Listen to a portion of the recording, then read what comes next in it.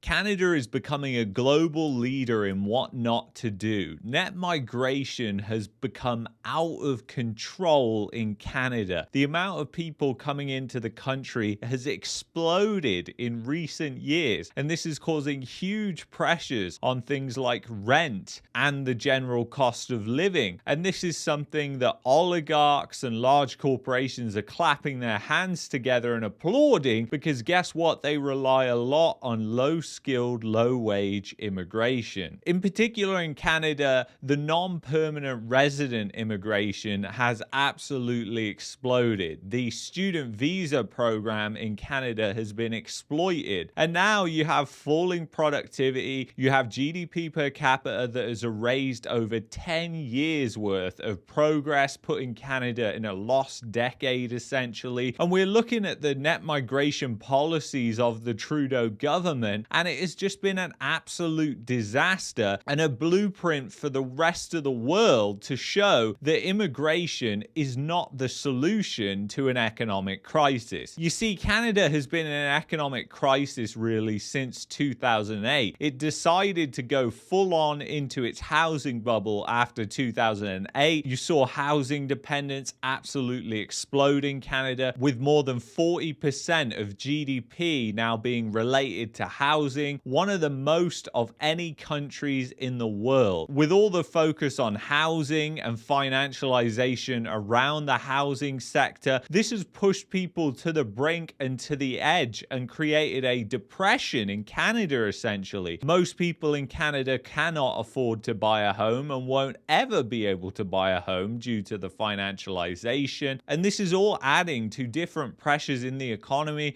such as falling labor productivity. The Bank of Canada has said that Canada is in a quote-unquote productivity emergency, and that is actually true. Productivity is falling massively, and businesses and corporations just aren't investing in their workers. Less and less spending per worker means you get less and less efficient, and that means producing goods and services in Canada doesn't become a good thing, and investment dries up pretty quickly as corporations and businesses realize that Canada is not a good place to base their business. But how does this fit in with net migration? You see, what's happened over the past more than a decade is housing costs and the general cost of living in Canada has absolutely skyrocketed due to the housing bubble in Canada. How do we know it's a bubble? That's because it's been built on debt. It's all been built primarily on mortgage debt, and the rate of change in mortgage debt each year is much higher than the growth rate for the entire economy. So obviously when debt is growing more than wages, growing faster than the economy, you are essentially in a bubble because you're running on fumes, you're running on hysteria, you're running on people's human emotions. And that's exactly what you saw in the housing bubble. You see, during a bubble, people mistake narrative for the fundamentals, and that narrative over the housing bubble was the rapid increase in the population in Canada.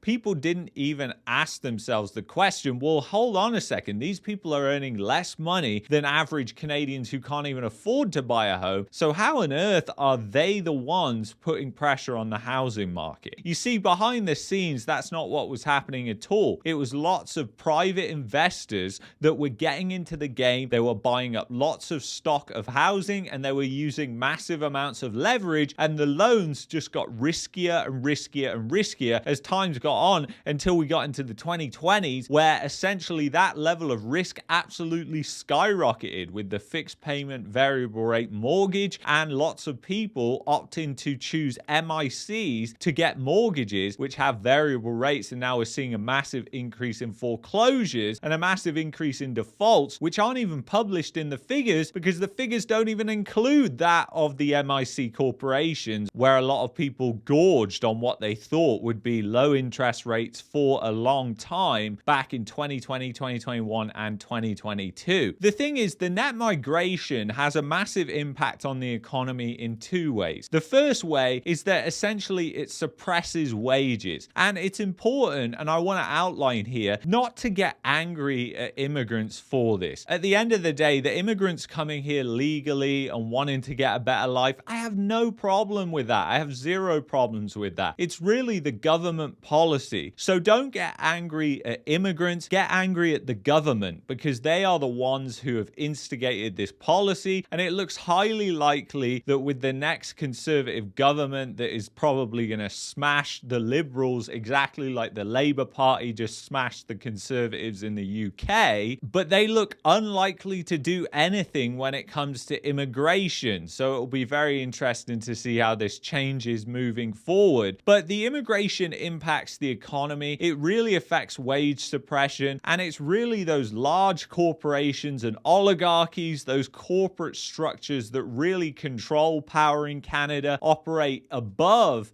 the political establishment, and essentially those power structures are the ones that want high amounts of immigration, especially low-skilled immigration. And you see, Canada's economy is so broken that if you just take away the immigration, it's not like these oligarchs and large corporations are just going to raise wages to attract Canadians to do those jobs that don't want to do them now, simply because the living standards that could be afforded with those jobs are third world living standards, and the only people willing to accept that are immigrants coming into the country from third world countries. This is how you exactly become a third world country, by importing the third world. You're bringing down your living standards because the standard expectation for people is much lower if they're coming from a third world country. These oligarchs and large corporations, they're not going to employ more people. They might increase the wages and employ less people, which will just lead to a lot of staff shortages at their stores, which then they will blame that nobody wants to do the job when it's just them not willing to hire enough people. They will essentially let customer service suffer as a result, and we're already beginning to see this when you look at things like Air Canada and WestJet are a prime example of this. Their customer service over the past 4 years has gone completely down the drain. The amount of flight cancellations that they have been ranked as some of the worst airlines in the world for delays. So when you have no competition which encourages these corporations to do better, you end up in the predicament where customer service suffers as a result. The second impact that high amounts of immigration has on the economy is if you don't have the jobs or the growth to sustain the high amount of immigration you're bringing in, you're essentially just creating more people who are dependent on the government. So basically, obviously, if you're bringing in lots of people, if you don't have enough jobs to even support people within Canada, and then you're bringing in hundreds of thousands of people, then guess what? Your unemployment rate's going up. People's reliance on government is also increasing. And in fact, if you want an example of this, look at the so-called quote-unquote most conservative province in Canada of Alberta, which has some of the highest unemployment rates in the country, in particular Calgary. Lots of people, especially lots of international immigration, has gone to Calgary over the past 4 to 5 years. And what that has essentially done is pushed up the unemployment rate, but it's also pushed up the dependency on government services and the overall costs. So it hasn't been a net real benefit for the economy. And even there are reports that have come out saying that Albertan businesses are relying more and more on immigration. Again, this is never a good sign because it just rings wage suppression. And then one thing I want to finally mention is have a heart for these workers. When you're being served at McDonald's, Walmart, Superstore, any of these large corporations, have a serious heart for these people, because these people, a lot of them, are living in third world conditions in order to serve you. And that isn't something to be taken for granted, and it isn't something to get mad at them about. It's something to get mad at the government about. As I've said many times, the high amount of immigration in Canada right now is not just a disservice to Canadians, it's a disservice to the people who are coming over and are living in these terrible conditions. And even a lot of them are moving back to their original countries, which are third world or developing countries, and essentially they're citing that the living standards they had back in those countries was better than in Canada, which just goes to show what kind of situation we're really in here in Canada. So no matter what happens with immigration, the situation that we're in right now, because the economy is so bad, will be bad no matter what happens. There is no good way out of this. If somebody comes in and just shuts off immigration, competition, there's going to be a massive amount of pain felt, because if they don't drastically reduce red tape and try and increase private investment into Canada, because at the end of the day, you're going to basically end up with the same large corporations in charge, and they're not going to do anything different unless they're forced to do something different by an increase in competition. So in order to reduce immigration drastically, you need to drastically cut through regulatory red tape that stifles growth and competition